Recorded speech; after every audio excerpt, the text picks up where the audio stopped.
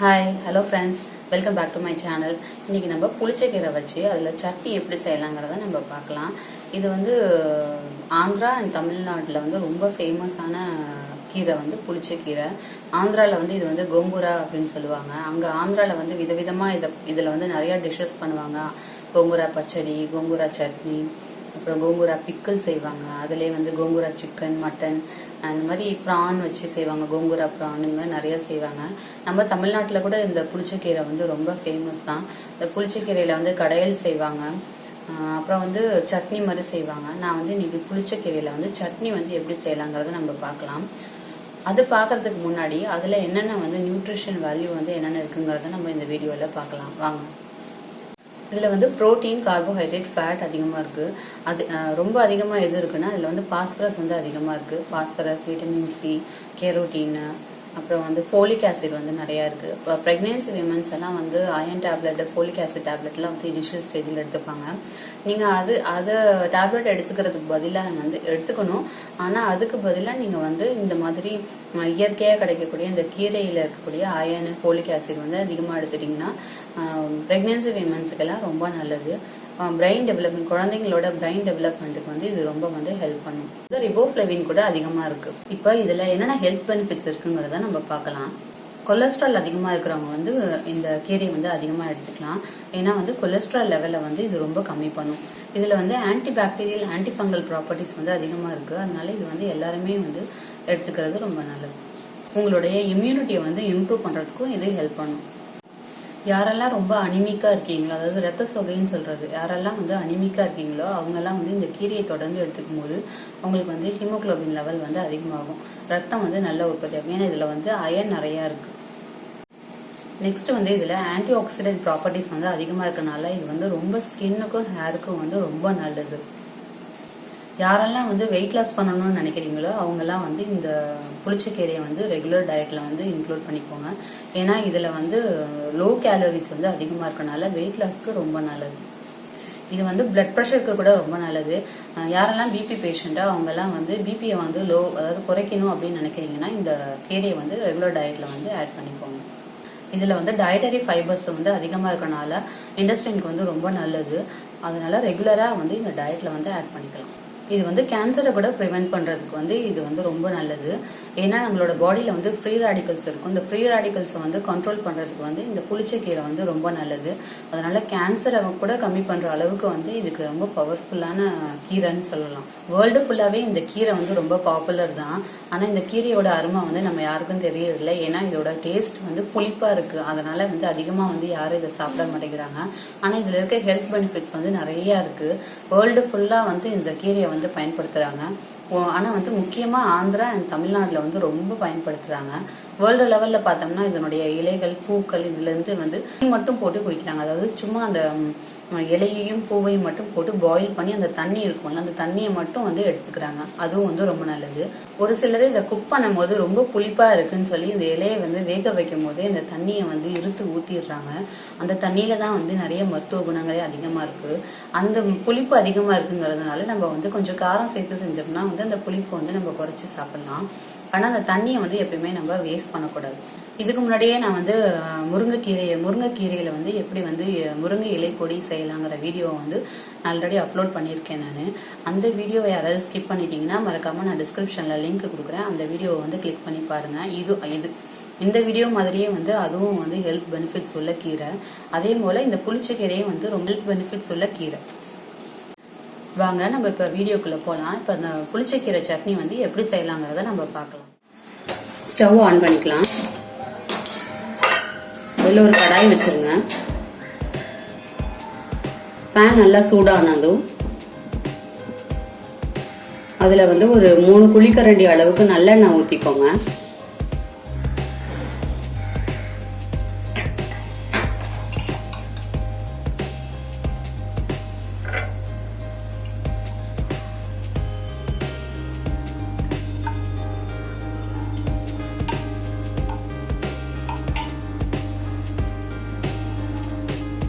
எண்ணெய் இப்ப நல்லா சூடாயிருச்சு. நம்ம புளிச்சக்கீரை வந்து தொக்கு மாதிரி பண்றதுக்கு வந்து நான் வந்து 2 கட்டு புளிச்சக்கீரை எடுத்திருக்கேன். அதை நல்லா அப்படி வாஷ் பண்ணி இந்த மாதிரி எடுத்துக்கணும்.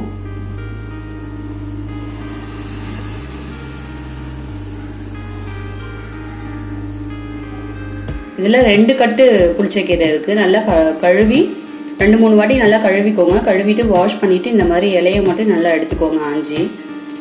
இதுக்கு தேவையான அளவு நீங்க இதுக்கு பச்சை மிளகாய் போடணும்.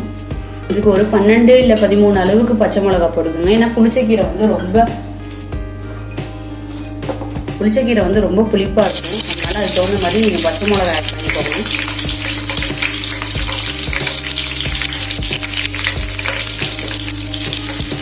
பச்சை மிளகாய் நல்லா வதங்கணும். இது கொஞ்சம் பச்சையா இருக்கனால வெடிக்கும். அதனால மூடி போட்டு நீங்க மூடி வச்சு நல்லா வதக்கிக்கோங்க. பச்சை மிளகாய் நல்லா வதங்கிருச்சு. இந்த ஸ்டேஜ்ல நம்ம இப்ப வெங்காயம் ஆட் பண்ணிக்கலாம்.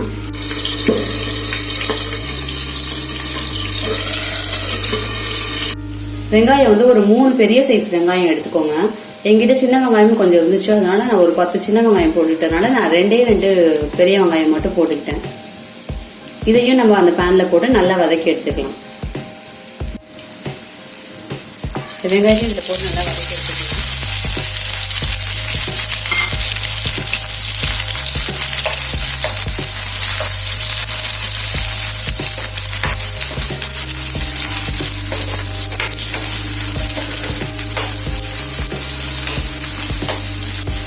வெங்காயம் இதுக்கு ரொம்ப வதங்கணும்னு அவசியம் இல்லை. கொஞ்சம் டிரான்ஸ்பரண்டா வந்தா போதும்.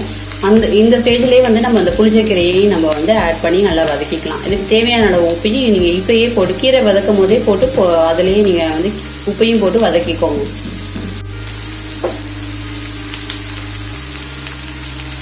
புளிச்சக்கீரையை நம்ம ஆட் பண்ணிக்கலாம். கொஞ்சம் கொஞ்சமா போட்டு வதக்கிக்கோங்க.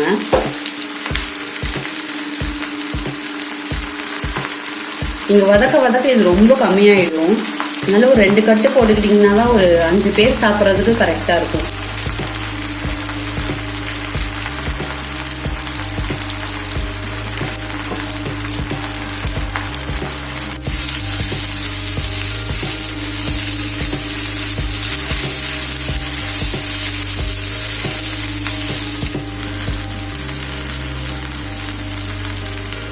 இதுக்கு தேவையான கல்லுப்பு ஆட் பண்ணி வதக்கிக்கோங்க. கீரை நல்லா வதங்கிடுச்சு. நல்லா இந்த மாதிரி வதங்கினாதான் அதில் இருக்க பச்சை வாசனை நல்லா போகும். இந்த பச்சை வாசனை போகிற அளவுக்கு நீங்கள் நல்லா வதக்கிக்கணும். இந்த அளவுக்கு நல்லா வதக்கிக்கணும். அதில் இருக்க பச்சை கலர் போகிற அளவுக்கு நல்லா வதக்கிக்கணும். இப்போ ஸ்டவ் ஆஃப் பண்ணிடலாம். ஆஃப் பண்ணிட்டு இதை ஆற வச்சுட்டு மிக்சியில் போட்டு கிரைண்ட் பண்ணிக்கலாம். இது ஒரு பிளேட்ல டிரான்ஸ்ஃபர் பண்ணி இதை ஆற வச்சிடலாம். ஆற வச்சுட்டு இதை மிக்சியில போட்டு கிரைண்ட் பண்ணிக்கலாம்.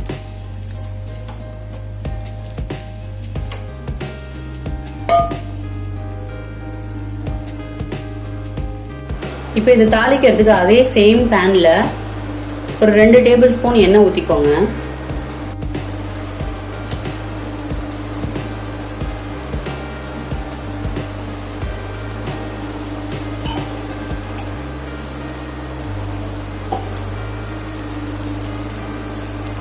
எண்ணெய் சூடாயிடுச்சு. இப்ப தாளிச்சுக்கலாம்.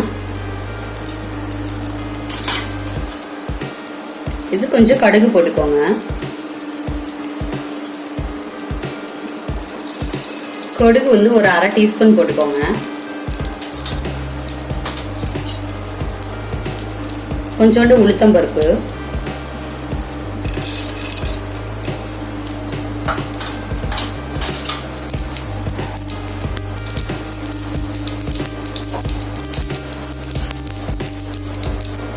ஒரு 1/2 டீஸ்பூன் கடலைப்பருப்பு போட்டுக்கோங்க. 2 வெந்தயம்,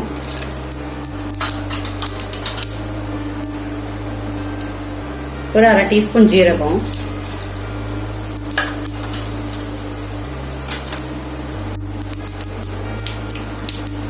கடுகு நல்லா வெடிச்சிருச்சு. இதுல ஒரு 3 காஞ்ச மிளகாய் போட்டுக்கோங்க.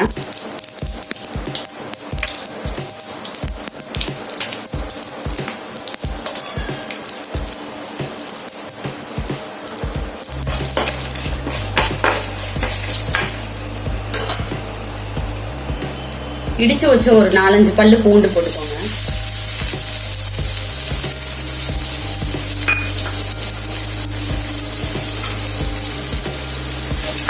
பூண்டு நல்லா ப்ரௌன் கலர்ல வதங்கணும்.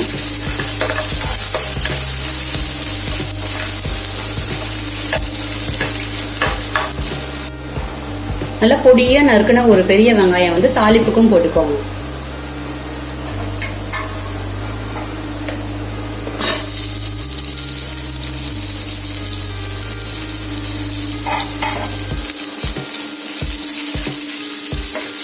இது நல்லா கோல்டன் ப்ரௌன் கலர்ல வர வரைக்கும் நல்லா வதக்கி எடுத்துக்கோங்க வெங்காயத்தையும்.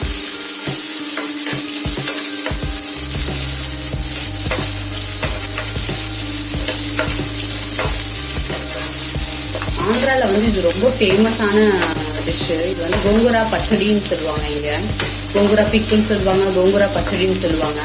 நம்ம தமிழ்நாட்டுல வந்து புளிச்சக்கீரை கடையல்னு சொல்லி ஒண்ணு பண்ணுவாங்க. அது புளி ஊத்தி பண்ணுவாங்க. அதுலயே வந்து இது கொஞ்சம் ஈஸியா அண்ட் சிம்பிள் மெத்தட்ல ஈஸியா பண்ற இது ஒரு தொக்கு மாதிரி இருக்கும். இது சாதத்துக்கும் போட்டு சாப்பிடலாம், தொட்டுக்கிறதுக்கும் நல்லா இருக்கும். ஊறுகாய் மாதிரி தொட்டுக்கலாம். புளிப்பும் வந்து ரொம்ப கம்மியா இருக்கும். ஏன்னா நம்ம பச்சை மிளகாய் வந்து நம்ம அதிகமா ஆட் பண்றதுனால. இதுலயும் கொஞ்சம் கருவேப்பிலை போட்டுக்கோங்க.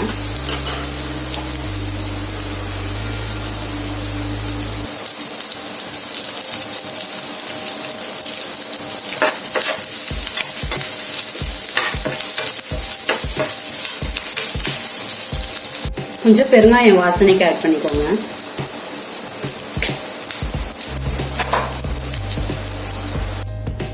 இப்போ வந்து இது கிரைண்ட் பண்ணியாச்சு நம்ம ஆற வச்சிருந்ததை. அது வந்து நீங்க எப்படின்னா திப்பி திப்பியா கொஞ்சம் அரைச்சிக்கோங்க. ரொம்ப மைய அரைச்சிடாதீங்க. கொஞ்சம் திப்பி திப்பியா அரைச்சிங்கன்னா தான் அது வந்து நல்லா இருக்கும். இப்போ இந்த தாளிப்பிலே இதை வந்து அரைச்சதையும் நம்ம எடுத்து அதிலே கொட்டி ஒரு கொதி வந்தோடனே இறக்கிடலாம். ஒரு 2 வதக்கி இறக்கிடலாம்.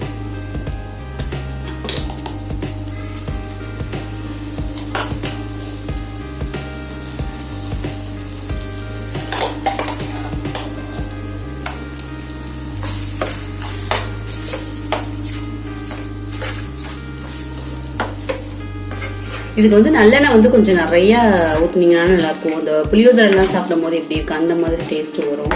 நல்லெண்ணெய் வந்து நீங்க சாப்பாடு சாப்பிடும் போது சுடு சாதத்துல வந்து நல்லெண்ணெய் நிறைய ஊத்தி சாப்பிடுங்க.